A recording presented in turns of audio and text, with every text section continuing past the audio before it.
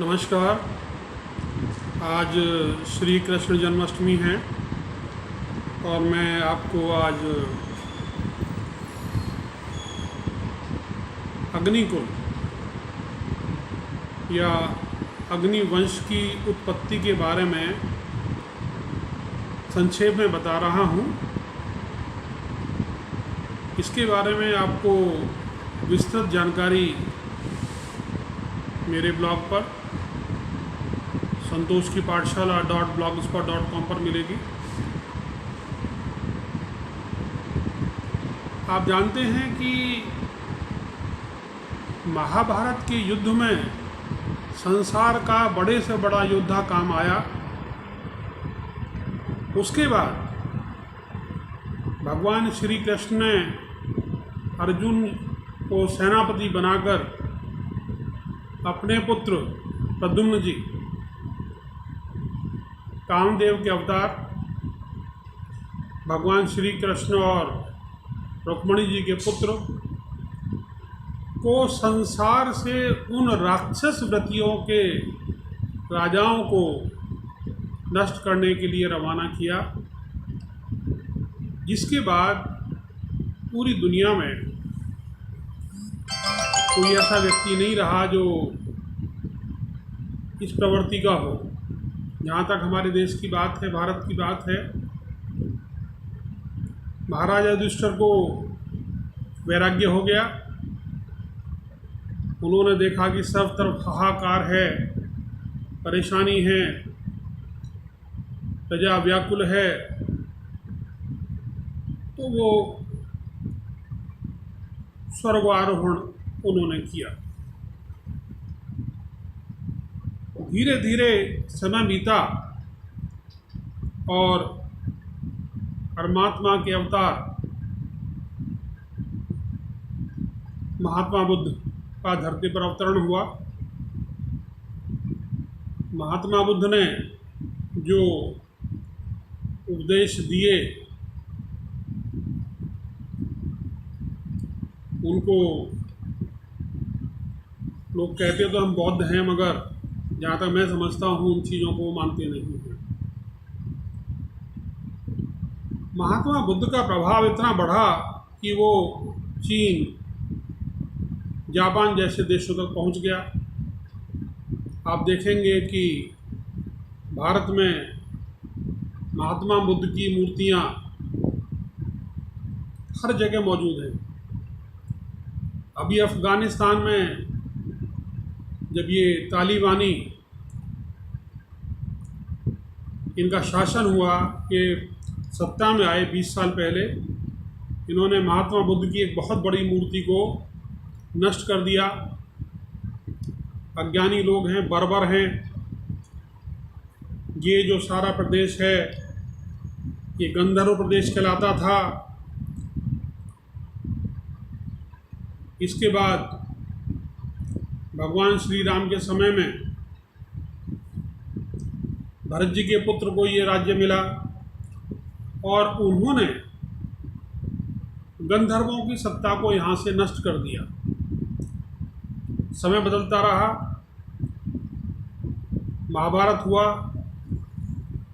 गांधारी ने शकुनी को श्राप दिया और उसी श्राप के परिणाम स्वरूप जो वर्तमान अफ़गानिस्तान है वो एक ऐसे भयानक दौर से गुजर रहा है जिसकी कल्पना भी मुश्किल है। अगर हम शास्त्रों को अध्ययन करें तो ये पाते हैं कि ये जो अरब मुल्क हैं, इनमें जो अधिकांश लोग हैं वो राक्षसी प्रवृत्ति के हैं। धर्म कर्म से इनका कोई मूल रूप से सरोकार नहीं है। मार काट, लूट, सत्ता का लोभ, ये सब कुकर्म ये करते हैं। इसको कहते हैं जिहाद। इन सब चीज़ों को जब ये अत्याचार अनाचार बढ़ गए, भारत में मुसलमानों का, इस्लाम के मानने वालों का पदापरण हो गया, तो एक ब्राह्मण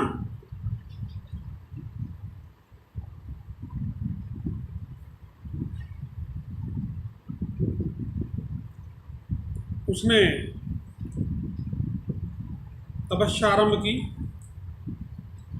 उसके साथ अनेक ऋषि मुनि इकट्ठे हुए और जो स्थान चुना गया वो था माउंट आबू। ये सभी व्यक्ति माउंट आबू पर एकत्रित होने के बाद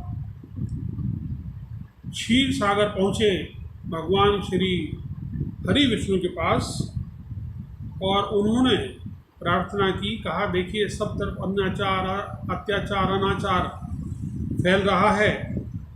महाभारत में तो आपने सब कुछ दुरुस्त कर दिया था, मगर उसके बाद जो राजा हुए हैं वो बुद्धिस्ट हो गए और उन्होंने प्रजाओं की रखवाली देखभाल ना करके आपस में लड़ना भिड़ना शुरू कर दिया है। तो भगवान ब्रह्मा की प्रार्थना करने पर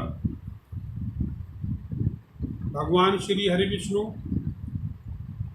समस्त देवी देवता, देवराज इंद्र, महादेव, ये सभी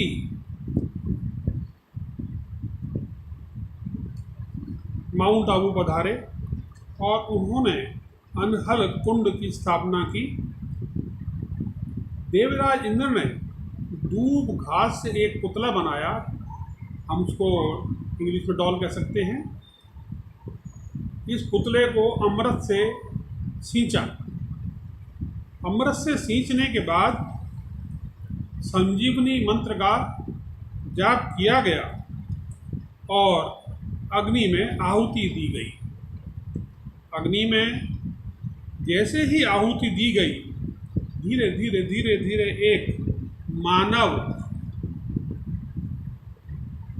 रचना उसमें प्रकट होने लगी और उसके हाथ में, सीधे हाथ में थी गदा। वो व्यक्ति मर मर डाई डाई का उच्चारण कर रहा था। उसका नाम हुआ परमा। उसको जो क्षेत्र दिए गए शासन के लिए परमात्मा के द्वारा, भगवान विष्णु, ब्रह्मा विष्णु महेश के द्वारा, देवराज इंद्र के द्वारा, ये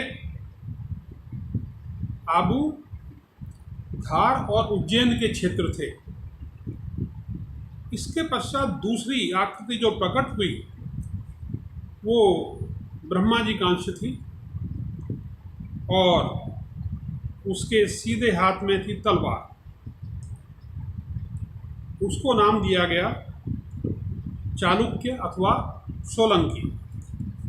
और जो क्षेत्र नियंत्रित करने के लिए दिए गए वो थे अनहलपुर और पाटन। तीसरी आकृति जो प्रकट हुई वो भगवान शिव रुद्र का अवतार थी। उसके हाथ में धनुष था, बाण थे और उनको नाम दिया गया परिहा। और जो क्षेत्र नियंत्रित करने के लिए जो दिए गए वो हैं मरुस्थल। अब जो चौथी आकृति यहाँ प्रकट होती है वो भगवान श्री हरि विष्णु के स्वरूप थी। उसको चौहान नाम दिया गया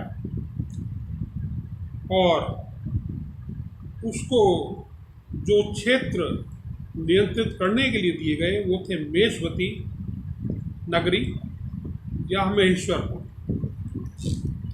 यहाँ मैं एक बात स्पष्ट कर दूं कि ये सारी कार्रवाई जब हुई उस समय एक दूसरे के परम शत्रु राजऋषि विश्वामित्र और वशिष्ठ जी उस यज्ञ को संचालित करने के लिए पधारे। इस यज्ञ की समाप्ति पर जो 4 पुरुष प्रकट हुए उनको हमने नाम दिया चौहान। हमें देखते हैं कि इनके अंदर, राजपूतों के अंदर, चौहान, परिहार, सोलंकी आदि के अंदर जितने जाट समूह थे, भाट थे, जागस थे, बदवास थे, गुजर थे, ये सभी इन्हीं के अंदर शामिल हो गए, यानी उन्हीं के अनुरूप और अनुकूल हो गए। हमें ये बचपन से पढ़ाया जाता था कि जाट विदेशी थे, गुजर विदेशी हैं, ये सर्वथा असत्य है। ये स्थान जहाँ हम रहते हैं ये आर्यावर्त है, ये सनातन धर्म की भूमि है। एक ऐसा धर्म जो धर्म नहीं है, जो जीवन जीने की शैली है। ये सत्कर्मों का भंडार है। जब भी कभी धरती पर अनाचार दुराचार बढ़ते हैं, भगवान श्री हरि विष्णु अवतार लेते हैं। और यहाँ तो एक साथ 4 रूपों में, देवराज इंद्र के स्वरूप, ब्रह्मा जी के स्वरूप, भगवान श्री हरि विष्णु के स्वरूप और महादेव के स्वरूप, ये 4 कुल अग्निकुल कहलाए। और ये अग्निकुल जो हैं, इनकी विशेषता थी, इन्होंने धर्म का राज्य स्थापित करने की कोशिश की। कुछ हुआ और हुआ नहीं हुआ, मगर जो बुद्धिज़्म जो लोगों को भटका रहा था, लोगों को भ्रमित कर रहा था, वो काबू में आ गया। अब मैं आपको एक अपने ब्लॉग का अवलोकन करा रहा हूँ, आप इसको देखिए। ये आप देख रहे हैं अग्निवंश, ये अग्निवंश के क्षत्रिय। आपने मेरी बातों को सुना। जो व्यक्ति, जो जातक इस वंश के बारे में विस्तृत जानकारी चाहता है, वो मेरे ब्लॉग संतोष की पाठशाला.blogspot.com पर जाए और इसके बारे में विस्तृत जानकारी हासिल करें। ये मैंने बहुत मेहनत से संकलित किया है सारा कुछ, और जहाँ से जब भी कभी कोई जानकारी होगी मैं इसी ब्लॉग पर आपके निमित्त प्रस्तुत करता रहूँगा। और आशा है आपको लाभ होगा और आप भी इन दुराचारियों का, अत्याचारियों का नाश करने के लिए उठ के खड़े होंगे। भारत में फिर से धर्म का राज होगा। धर्म की जय हो।